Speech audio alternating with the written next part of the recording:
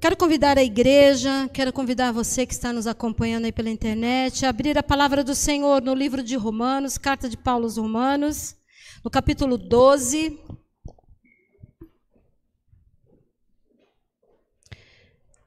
Carta de Paulo aos Romanos, capítulo 12. Nós vamos ler os versículos 4 e 5. Mesmo assentados, mas com toda a reverência à palavra do Senhor. Romanos 12, versículos 4 e 5. Diz assim a palavra do Senhor.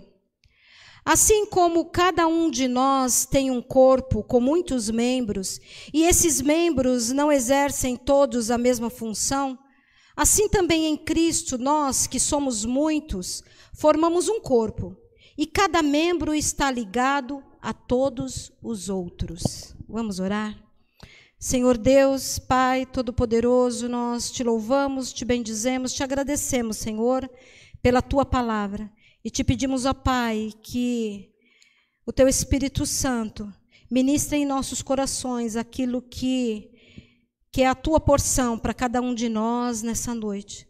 Que nossos corações estejam abertos para receber de Ti, Senhor. Em nome de Cristo Jesus que nós oramos. Amém e amém. Meus irmãos, minhas irmãs, a igreja de Roma, nesse momento em que Paulo escreve essa carta, ela vivia vários conflitos. E entre esses conflitos, havia um que era muito preponderante naquele momento, que era uma mistura entre os crentes judeus e os crentes gentios. Eles estavam tendo dificuldades em se relacionar, eles estavam tendo dificuldades na sua convivência. Havia uma grande tensão entre esses dois grupos. E se você já leu a carta de Paulo aos Romanos, você percebeu que a partir do capítulo 12, Paulo vai mostrando, Paulo vai direcionando aquela igreja, Paulo vai orientando aquela igreja sobre a maneira como eles deveriam viver e a maneira como eles deveriam trabalhar juntos, já que a fé que eles tinham era a mesma. Então, Paulo vai orientando para que as suas diferenças não os separem, para que as suas diferenças não atrapalhem o crescimento da igreja de Cristo. E Paulo vai falando aí, no capítulo 11, que nós não lemos, e também em alguns versículos anteriores do capítulo 12, Paulo vai falando a respeito dos dons. Ele vai falando a respeito dos dons, e ele vai dizendo os dons que existem e como esses dons devem ser exercidos. E então, no texto que nós lemos, Paulo compara a igreja ao corpo humano. Paulo compara a igreja a um organismo vivo. Porque a igreja sou eu, a igreja é você. E nós somos um organismo vivo. A igreja não são as paredes e o telhado. Isso é o templo, isso é o local onde a igreja de Cristo se reúne. Então, Paulo vai fazendo essa comparação da igreja com o corpo humano, com o organismo vivo. E ele quer levar tantos leitores daquela época como nós hoje a refletirmos sobre a maneira como a igreja vive, sobre a maneira não a maneira como a igreja funciona, não a maneira como a igreja opera, mas a maneira como a igreja vive, como a igreja se relaciona. A reflexão que Paulo nos propõe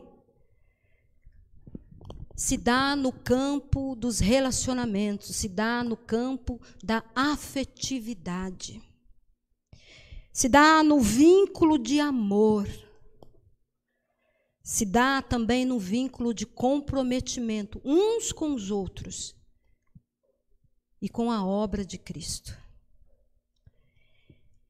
Paulo, então, vai deixando claro para nós que o mais importante não é a instituição, que o mais importante não são os processos produtivos,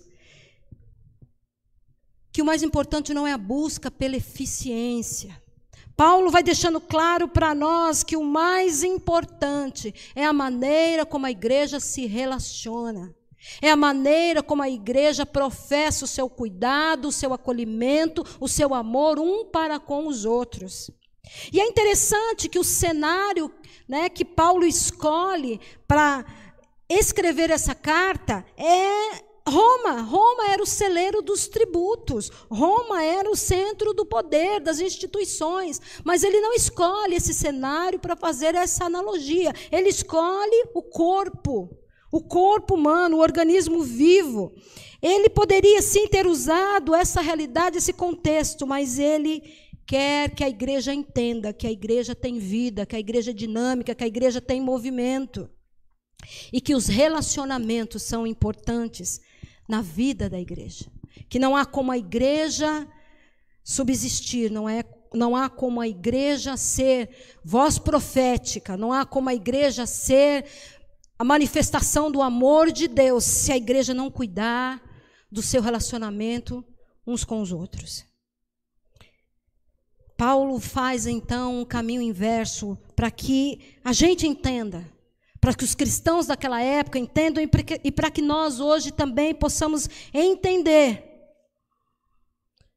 que a igreja anda assim na contramão do mundo, que a igreja anda assim num caminho inverso, que os nossos meios, que os nossos talentos, que os nossos recursos devem ser investidos em pessoas, não em coisas, mas em pessoas.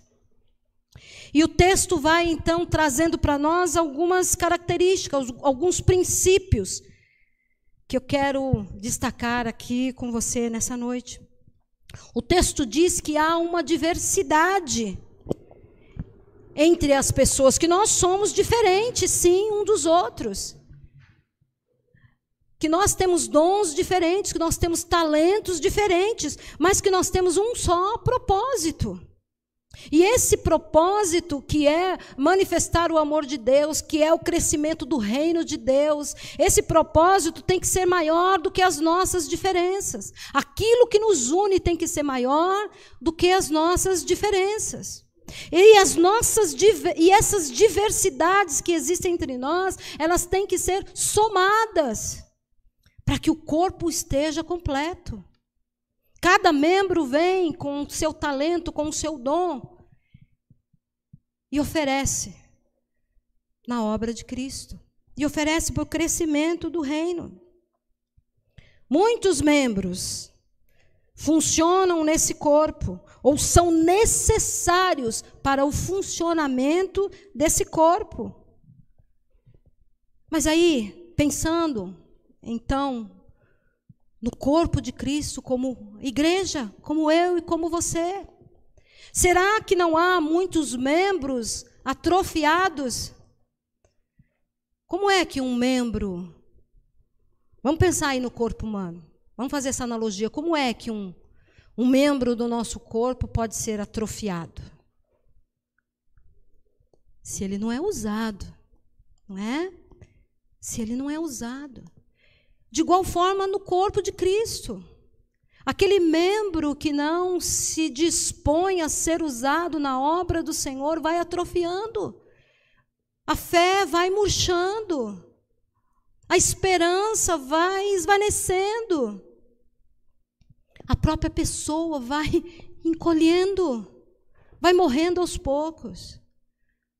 Porque foi para isso que nós nascemos, foi para isso que nós fomos criados. Para sermos parte desse corpo. E fora desse corpo nós não temos vida. É nesse corpo que nós encontramos o alimento que nós necessitamos. É nesse corpo que o sangue flui, levando toda a força que nós necessitamos. Há sim diversidade nas funções. Mas para que nós tenhamos um bom êxito, é preciso que o nosso propósito, que haja unidade no nosso propósito. Ainda que de maneira diferente. Vamos falar aqui do Ministério de Louvor, ainda que um toca a guitarra, o outro toca o baixo, o outro vai na bateria, tem o do teclado, tem o do violão, tem aquele que canta. Como seria se só tivesse quem tocasse a guitarra? Se só houvesse quem tocasse o baixo ou a bateria? São diferentes, os dons são diferentes, os talentos são diferentes, mas há um só propósito: de louvarem ao Senhor, de cultuarem ao Senhor. É assim dentro da igreja. Somos diferentes, mas o nosso propósito tem que ser o mesmo, e nós temos que buscar. Quando nós percebemos que algo está atrapalhando esse propósito, nós temos que buscar o entendimento. Isso é maturidade cristã. O primeiro propósito da igreja é levar Cristo, é levar a salvação de Cristo àqueles que ainda não o conhecem. É manifestar a todos o amor de Cristo. Uma outra característica, um outro princípio que esse texto nos aponta, diz respeito ao viver da igreja. Temos que viver entendendo que somos membros um dos outros. Ou seja, nós dependemos uns dos outros. E essa palavra dependência não nos agrada. Nós não gostamos de depender de nada. Aliás, desde pequenos nós somos orientados pelos nossos pais, pelas nossas mães. Depois, num tempo quando vamos para a escola e na faculdade, nós somos orientados a sermos independentes. Então, nos dizermos ou nos reconhecermos dependentes um dos outros tem a ver com deixar de ser autossuficiente. Eu não quero deixar de ser autossuficiente. Muitas pessoas adoram a frase "eu me basto". Isso tem se tornado uma realidade nessa sociedade presente. Não queremos ser dependentes. Anunciamos e vivemos e somos contagiados e contaminados por uma filosofia que nos diz que nós precisamos depender só de nós mesmos e pronto. Pronto.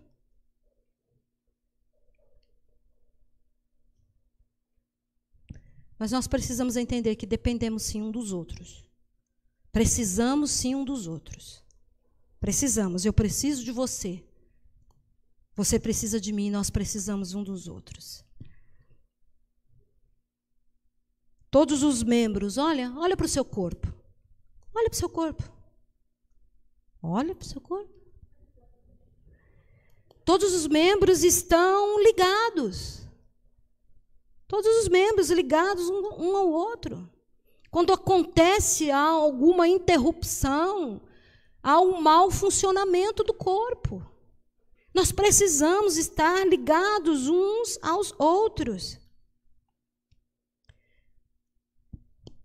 Se algo cair no chão e você precisar pegar, você vai precisar usar vários membros do seu corpo para isso.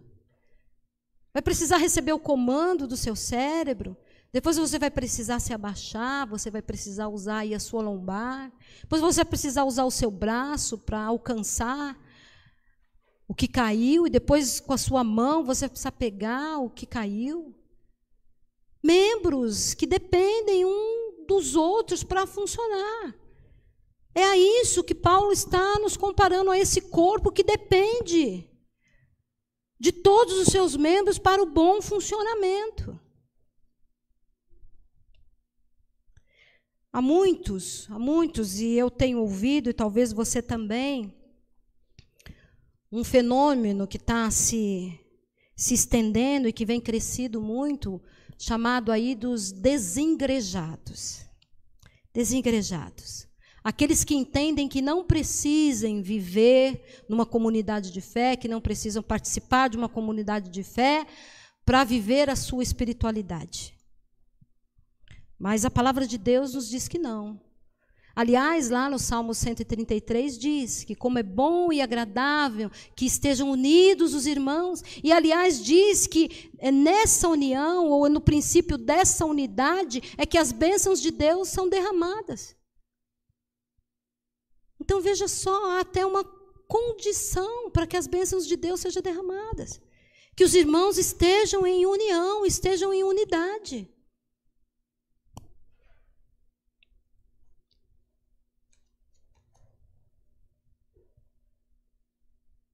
Essa união, essa unidade, essa comunhão vai muito além das placas de igreja.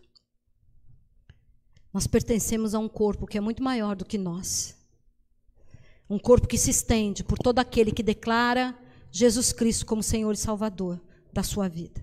É desse corpo maior que nós fazemos parte. E nós precisamos entender que nós vivemos e que nós estamos submetidos às leis de um mundo espiritual. E que esse mundo espiritual, ou nesse mundo espiritual, há uma militância por mim e por você. O inimigo das nossas almas não desiste de nós.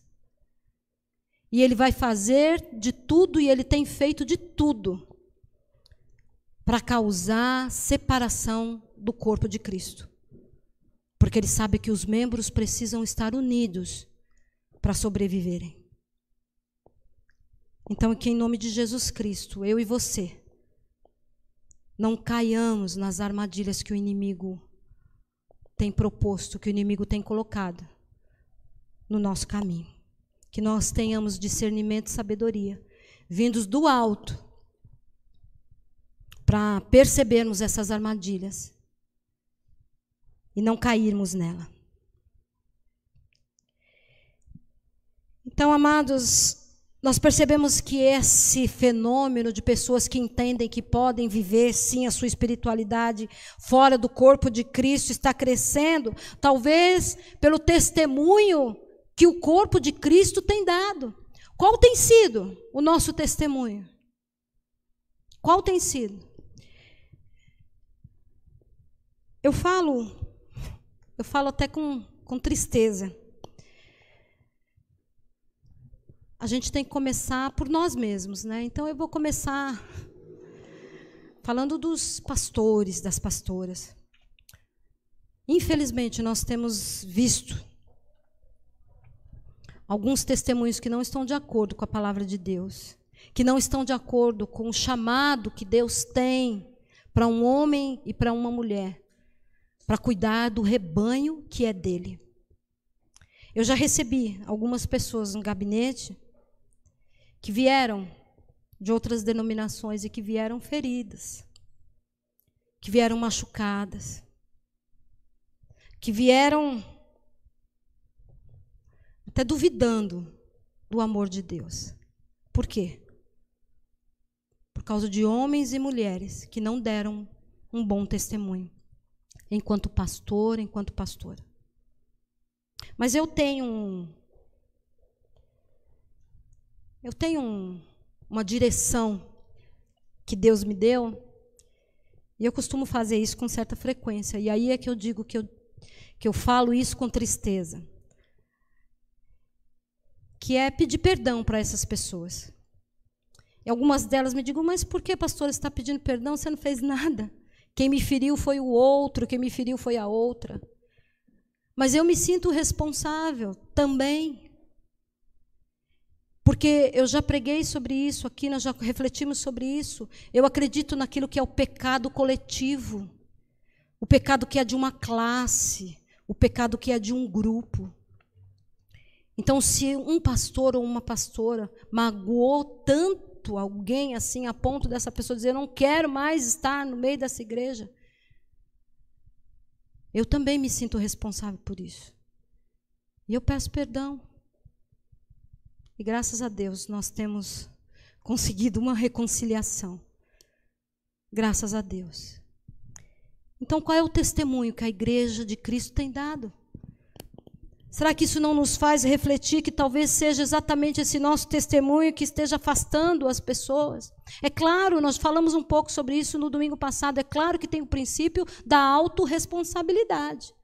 Nós também não podemos ser responsáveis pelas escolhas que os outros fazem. Mas há um testemunho que é meu e que é seu. E nesse nós não podemos falhar.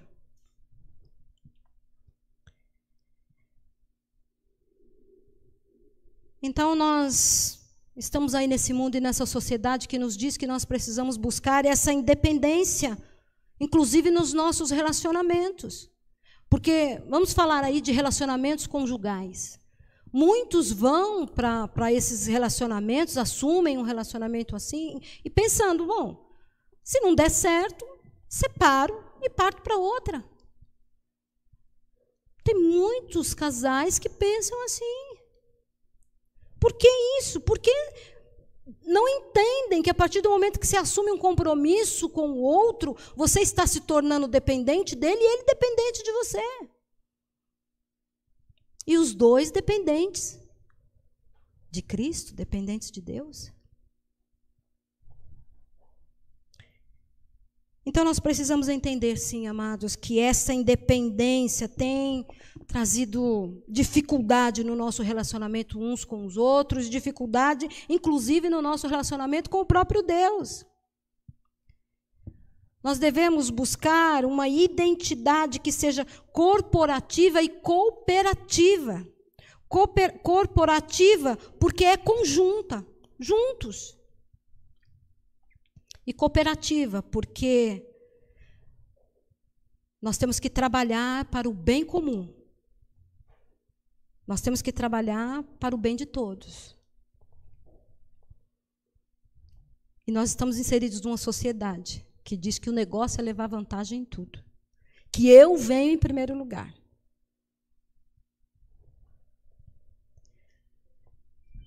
A palavra de Deus nos ensina que nós não devemos buscar uma satisfação, ou em primeiro lugar a nossa satisfação pessoal, porque nós estamos a serviço de um bem muito maior, e esse bem é para todos, esse bem é oferecido a todos e tem que alcançar a todos. Essa é a essência da igreja. Lá no versículo 9 e o versículo 10 que nós não lemos, Paulo diz assim, que o amor deve ser sincero. Odeiem o que é mal, apeguem-se ao que é bom, dediquem-se uns aos outros com amor fraternal, prefiram dar honra aos outros mais do que a vocês mesmos. Paulo está dizendo, olha, não ame com hipocrisia, ame de verdade, ame com sinceridade. Não pense que você é melhor do que o outro, ou que o outro é inferior a você. Muito pelo contrário, dê honra ao outro. Dê lugar de honra ao outro. Ame com um amor sincero, com um amor fraterno. Não com um amor violento, não com um amor agressivo. Há muita gente que bate, que ofende, que machuca, e depois diz, eu faço isso porque eu te amo. Ai, que contradição!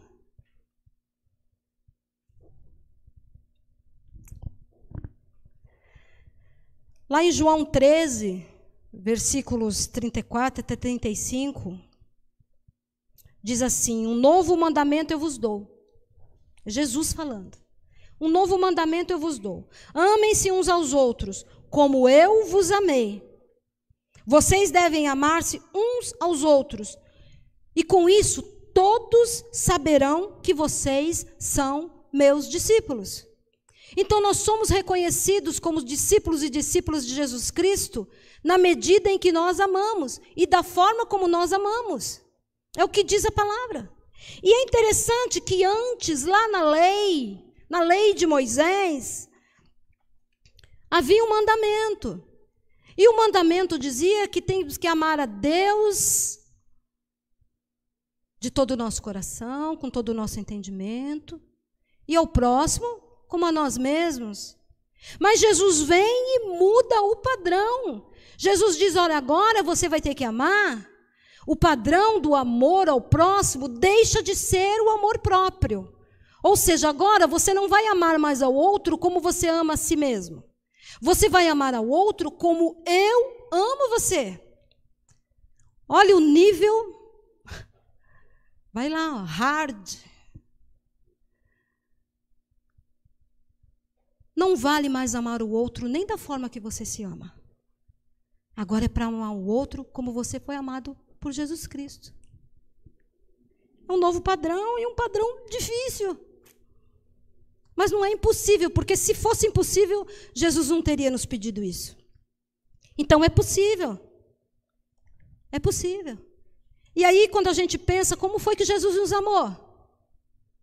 Como foi que Jesus nos amou? Um amor incondicional. Jesus nos amou com amor sacrificial. Ele deu a sua vida por nós. Ele ofereceu a sua vida por nós.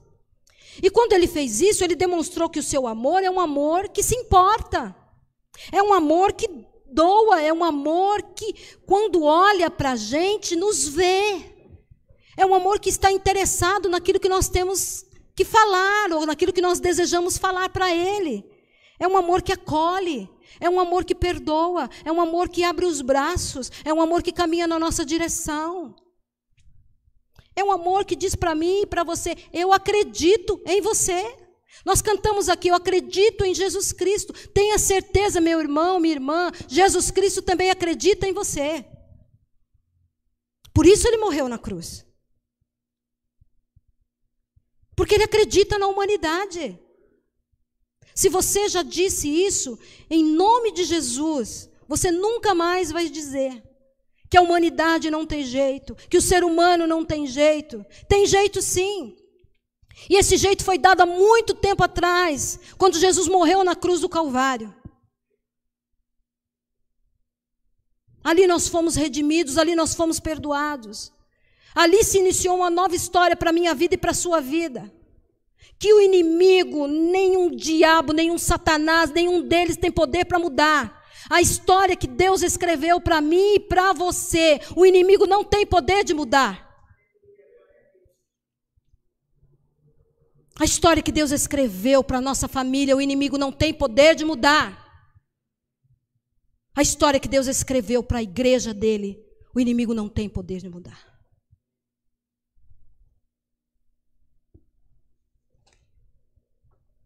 Mas nós precisamos estar abertos a receber esse amor e a dar esse amor.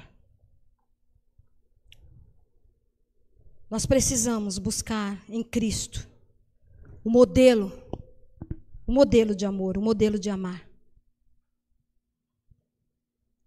Nós temos uma maneira estranha de amar, né? A gente ama o outro à medida que ele corresponde às nossas expectativas. No momento em que nós nos sentimos frustrados, nós deixamos de amar. Se Jesus fizesse isso com a gente, o que seria de nós? O que seria de nós? Jesus nos amou acima dos seus próprios interesses. Jesus nos amou acima das expectativas que ele tinha a nosso respeito e continua nos amando. Continua nos amando. Jesus não amou alguns, Jesus não amou só aqueles que foram obedientes, só aqueles que lhe foram fiéis. Jesus amou toda a humanidade, foi por toda a humanidade que ele morreu na cruz do Calvário. E a palavra do Senhor diz que onde o pecado abunda, a graça superabunda. É tudo graça, não há em nós merecimento. Ainda bem que a graça de Jesus é eterna. Sempre foi e sempre será. A gente também gosta de amar aqueles que estão próximos da gente. Aqueles que são parecidos com a gente. A gente não gosta de amar estranho. O nóia lá da rua e a gente quer distância. A gente não quer amar. A gente não quer amar também aquele colega de trabalho, não. Vai, de repente ele está de olho na minha vaga, né? Ele está de olho na minha promoção. Não quero amar aquele meu colega de trabalho, não. E às vezes a gente não quer amar também o irmãozinho, a irmãzinha da igreja, porque, afinal de contas, ele pensa tão diferente. Ele é tão diferente de mim, eu não quero amar, não. Olha lá, o cabelo dele é tão diferente. A roupa que ele veste é tão diferente. Eu não quero amar esse, não.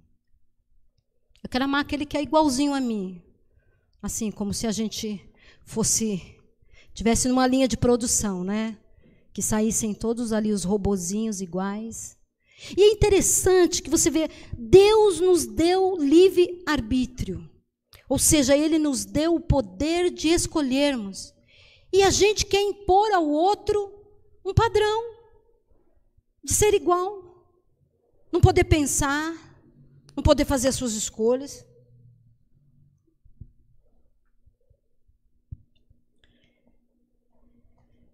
Mas se a gente for parar para pensar, a situação é muito mais séria. Sabe por quê, amados? Porque nós não aprendemos a amar nem mesmo a Deus da maneira que nós precisamos amá-lo. Aí você não precisa me responder, não. Responde para você mesmo. Você verdadeiramente ama a Deus acima de todas as coisas?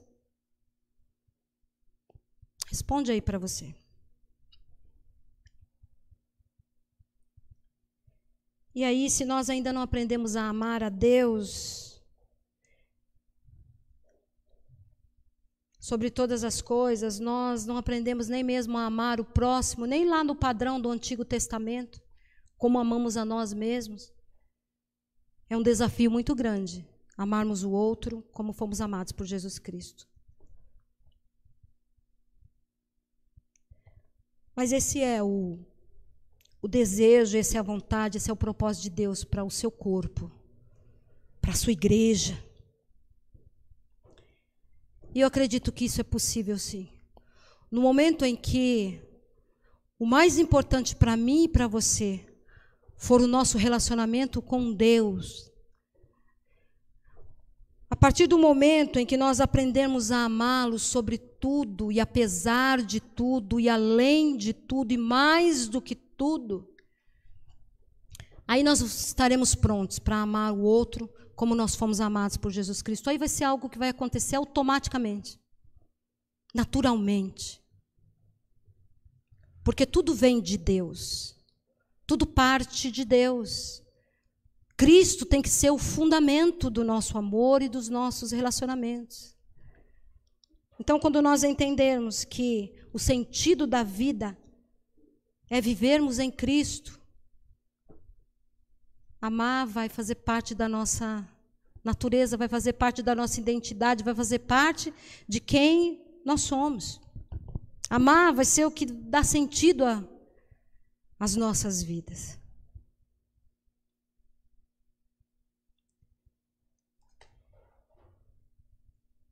Eu quero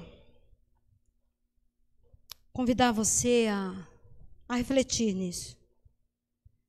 A entender que servir a Cristo é um privilégio. Para que você, se você para que você deixe de ser um membro atrofiado nesse corpo. Para que você faça parte do corpo de Cristo, para que você experimente esse fôlego de vida que o relacionamento com Jesus nos traz. Essa esperança, essa alegria que às vezes a gente não sabe nem explicar de onde vem. Essa paz, como diz a palavra, que excede todo entendimento, que quando você olha para a sua volta, está tudo torto, está tudo errado, está tudo difícil, mas ainda assim você tem paz. Quando Cristo estiver acima de tudo, quando o que eu sou não for o mais importante, mas sim quem Deus é.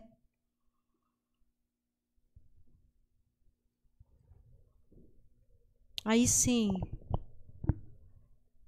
nós poderemos ser chamados de discípulos e de discípulas desse Cristo que morreu na cruz por nós. Eu quero te convidar a fechar os teus olhos, a se colocar na presença do Senhor e a permitir que o Espírito Santo ministre no seu coração. Nós vivemos tempos de extrema intolerância e polarização, Ou é preto ou é branco. Parece que não existe um leque de cores aí no meio. Ou é 8 ou é 80. O equilíbrio foi embora. Parece que a gente desaprendeu a ouvir, se é que um dia a gente aprendeu. Parece que a gente tem dificuldade em falar, em expor, em expressar os nossos sentimentos, as nossas emoções. Há uma violência gratuita. Nós precisamos urgentemente de promotores da paz, de agentes da paz. Nós precisamos de cristãos que vivam e que trabalhem juntos para o crescimento do reino de Deus, como um corpo sob a autoridade da cabeça, que é Cristo. Nós precisamos manifestar o amor de Cristo à humanidade, mas não é esse amor violento, não é esse amor agressivo, é um amor puro, é um amor sincero, é um amor sem hipocrisia, é um amor que une, é um amor que enxerga o outro além das suas faltas, que enxerga o outro além dos seus pecados, é um amor que promove a reconciliação, é um amor que acolhe, é um amor que valoriza o outro. É um amor genuíno. O amor, quando é genuíno, ele tem a sua origem em Cristo Jesus. E ele supera, ele tem o poder de superar qualquer atitude negativa, maquinada pelo mal, no corpo de Cristo, que vem para quebrar a unidade, que vem para quebrar a comunhão. Nós precisamos procurar desenvolver em nós o mesmo sentimento que houve em Cristo Jesus. Nós precisamos diminuir para que Cristo cresça. Enquanto você ouve esta canção, eu quero que você se coloque na presença do Senhor e que faça essa oração. Que eu diminua, que Cristo cresça, que eu tenha mais de Cristo e menos de mim.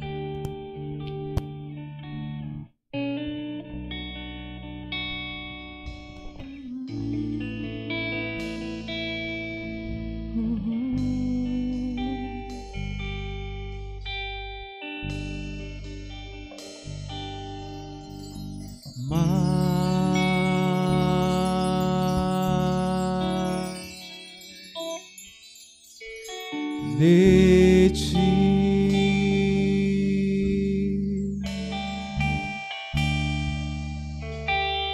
mais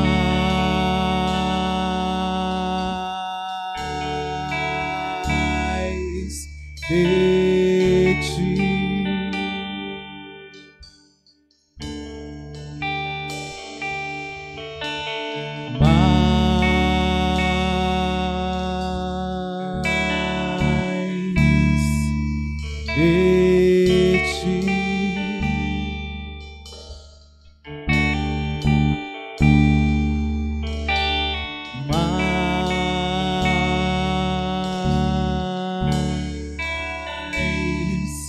de ti,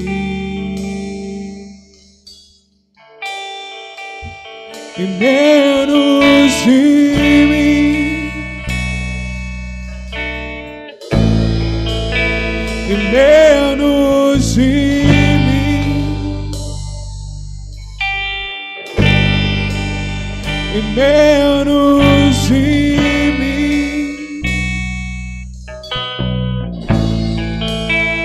menos de mim, mais de ti, mais de ti,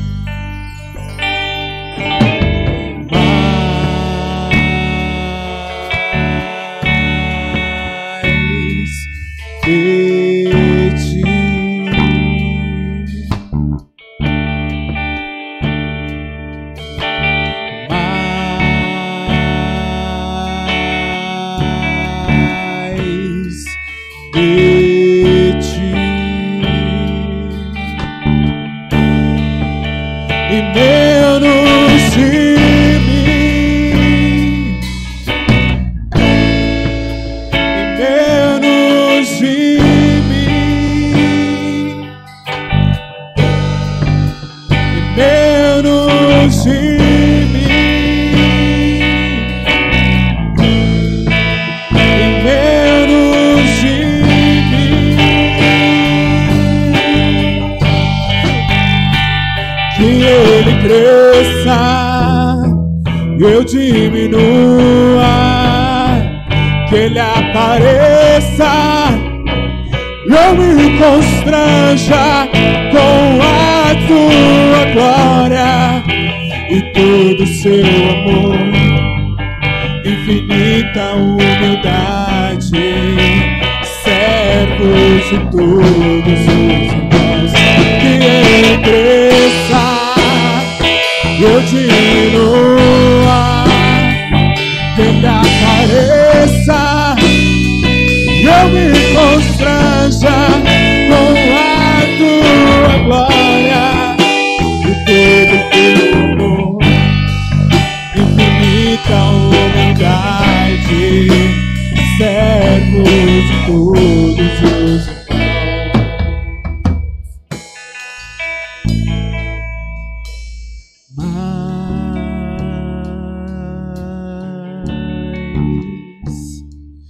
de ti.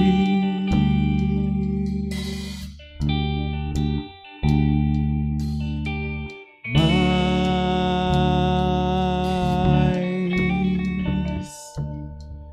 de ti.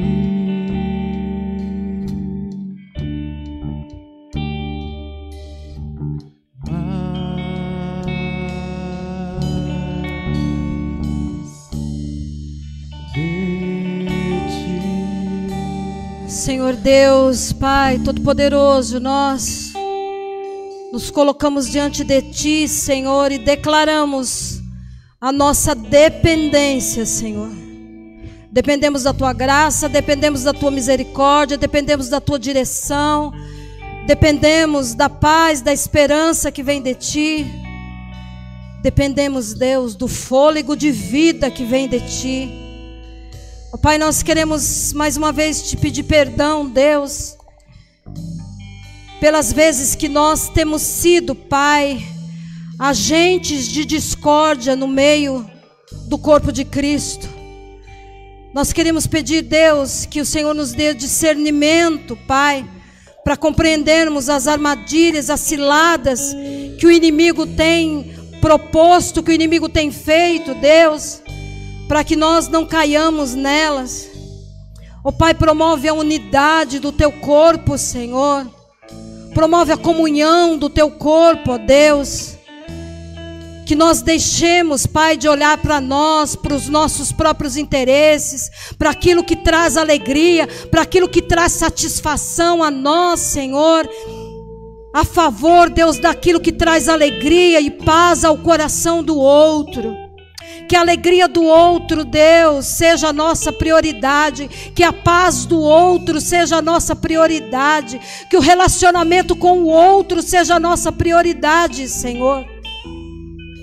E que todos os nossos relacionamentos, Pai, sejam fundamentados em Cristo Jesus. Que o nosso padrão, Deus, o padrão de amor, seja, Deus, o padrão estabelecido por Ti na cruz do Calvário.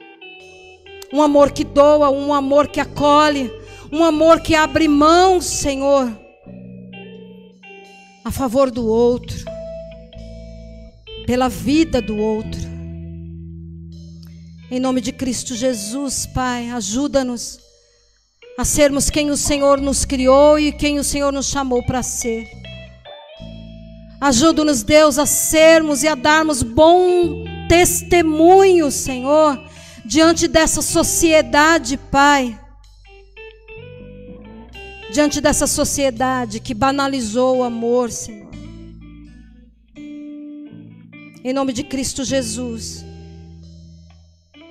que os nossos princípios, que os nossos valores sejam eternos, Deus. Que nós não abramos, Senhor, mão deles.